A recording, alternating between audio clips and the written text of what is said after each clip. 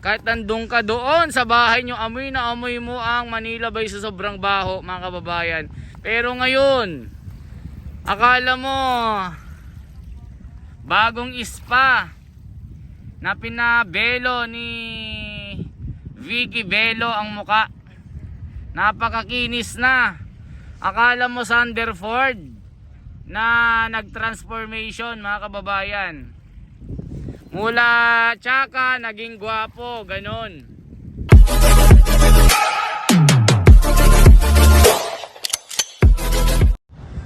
Ayan, good morning mga kababayan. Ito tayo sa Dolomite Beach at narito ang mga scientists na kumukuha na sample ng tubig, water sampling mga kababayan. At merong bubuyog na umaali-aligid. Bakit kaya nandyan yung bubuyog na yan, mga kababayan? Op, ba't may bubuyog?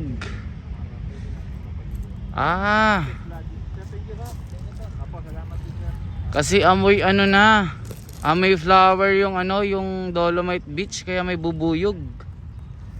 Ayun no. May bubuyog tol eh. Ibig sabihin mabango yung ano. May naamoy siyang mabango. Parang bulaklak. Ay grabe oh. Ay matindi ah. Anong pangitain nito? Mga kababayan oh.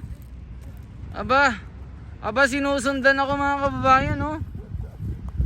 At tila may naaamoy sa akin ha ba? Bagong ligo kasi ako eh oh. Matindi ito ah. Abay, akala mo babae na flower na sumusunod ah. Matindi ito ah mga kababayan. Napakalinis. Grabe ito mga kababayan no. Kitang kita nyo.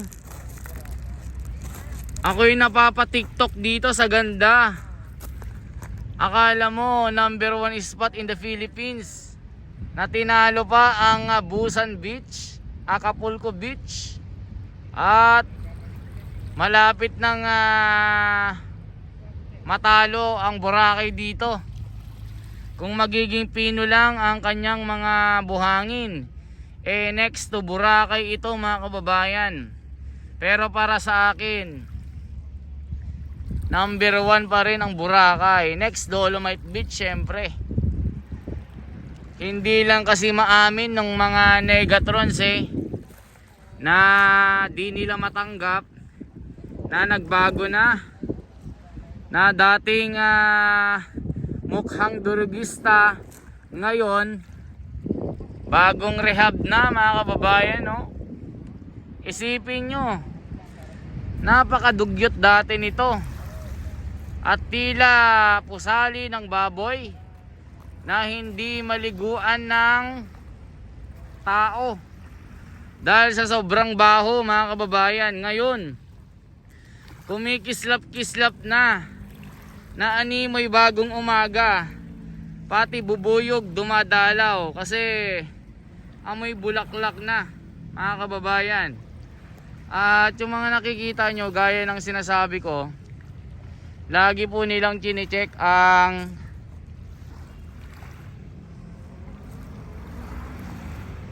kung ano ang kalagayan ng tubig mga kababayan. Ito ba'y mababa na sa level na maraming coliform? Alam ko dito mga kababayan hindi na bababa sa 50. Ibig sabihin nasa normal na siya. Hindi na siya toxic. Mula noon bilyon ng coliform level nito. Dati kahit butete hindi nabubuhay dito eh. Dati kahit lamok hindi kayang mabuhay dito sa tubig na ito sa sobrang toxic. Kahit palaka na kambal hindi kayang mag-stay dito. Kahit ikaw, kahit nandun ka doon sa bahay nyo, amoy na amoy mo ang Manila Bay sa sobrang baho mga kababayan. Pero ngayon akala mo bagong spa na pinabelo ni Vicky Belo ang muka. Napakakinis na. Akala mo Sanderford na nag-transformation mga kababayan. Mula tsaka, naging gwapo, ganon. Ganon ang nangyari dito sa Manila Bay.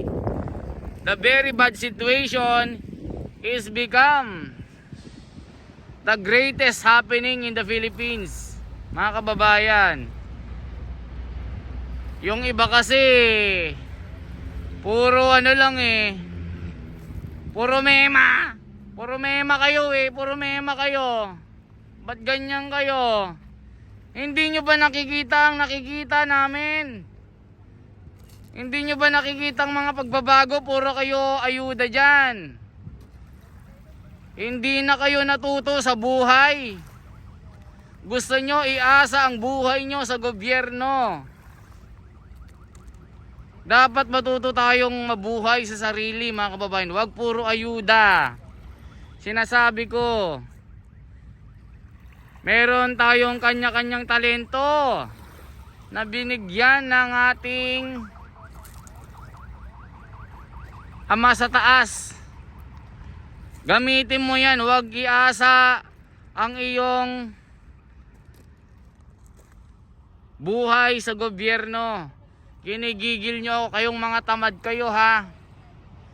Matuto kayo magtrabaho, ha. Huwag kayo puro asa, ginigigil nyo ako. Sigaw kayo ng sigaw dyan. Long dekada na kayo sisigaw-sigaw, walang nangyari sa buhay nyo. Hawak nyo pa rin mga plaka na sira-sira na yung tinta, pati tinta hindi na kayo makabili sa sobrang tamad nyo. Igigil nyo ako, ha. O, tingnan nyo, akala mo Dubai tayo. O, sa sobrang taas, abot hanggang hanggang 1,322 floor. Yun nakasulat to. Sa sobrang ganda. Kulang na lang dumayo ang mga chika babes doon sa Boracay. Kita nyo yung Boracay, yung dating dugyot na nirehab 6 months lang. Ngayon, tinalo ang Malaysia, tinalo ang Singapore, tinalo ang Korea sa sobrang ganda, mga kababayan. Dati cesspool ang area na yon, yung island na yon. Parang peninsula na napapaligiran ng tubig. Pero ngayon, mga kababayan, napakalinis. Sobrang ganda, sobrang mabango ang amoy. O, diba, mga kababayan? Ang sarap sa pakiramdam dito na malinis ang lugar Kayo kasi puro kayo tumambay na lang kayo dito sa Dolomite Beach at magbantay kayo. At gawin yung ginagawa ko. Tambay lang dito, tagabantay ng Manila Bay. Nagbabantay po ng Manila Bay para mawala ang mga basura. Para itaboy ang masamang espiritu. Tingnan nyo dito. Mga kababayan, kitang-kita nyong pagbabago. Di ba kayo natutuwa? Ginigigil nyo ako. O, di ba ang ganda-ganda? O, pati tubig, super linaw na. Pwede ka nang magnegosyo ng purifying station na mura lang ang benta. Pwede namang magtinda-tinda lang na hindi aasa sa gobyerno. Kahit pandemya mga kababayan, matutong tumayo sa sarili. Huwag iasa sa ibang tao ang iyong buhay. Matutong tumayo sa sariling paa. Huwag isisi kay Tatay Digong lahat ng nangyayari sa'yo. Naghiwalay kayo ng ex mo, sinisi mo kay Tatay Digong, ginigigil mo ko. Anong kinalaman ni Tatay Digong? Dami-dami nyo sinisigaw ginigigil nyo ko Hindi kayo natuto sa buhay 2022 na. Hindi kayo natuto Kung kaya ng iba, kaya mo. Kung kaya ng iba, kaya mo. Di mo ba naririnig ang sinasabi ko?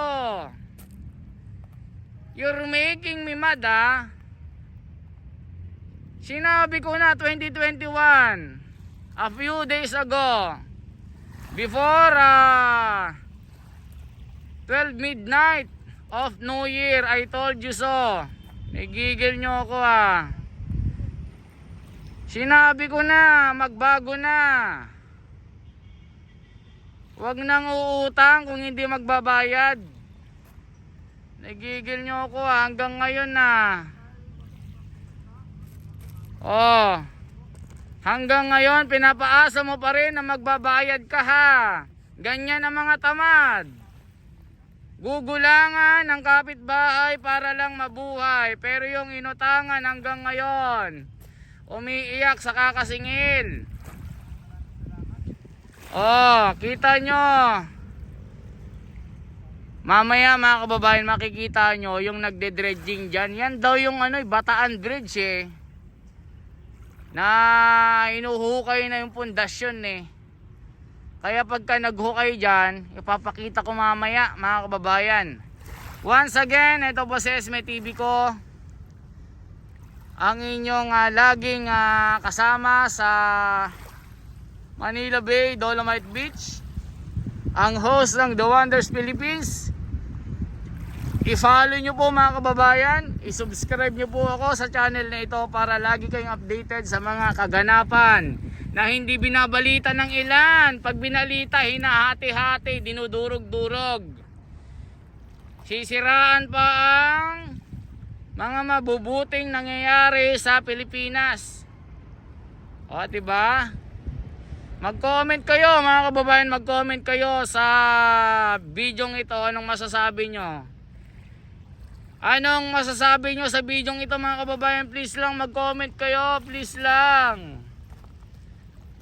Kaya salamat sa mga kababayan natin na tuloy-tuloy na sumusubaybay sa ating rehabilitation. Basta nandito tayo mga kababayan na once again, ito si SB TV ko. Mabuhay po at Happy New Year sa lahat.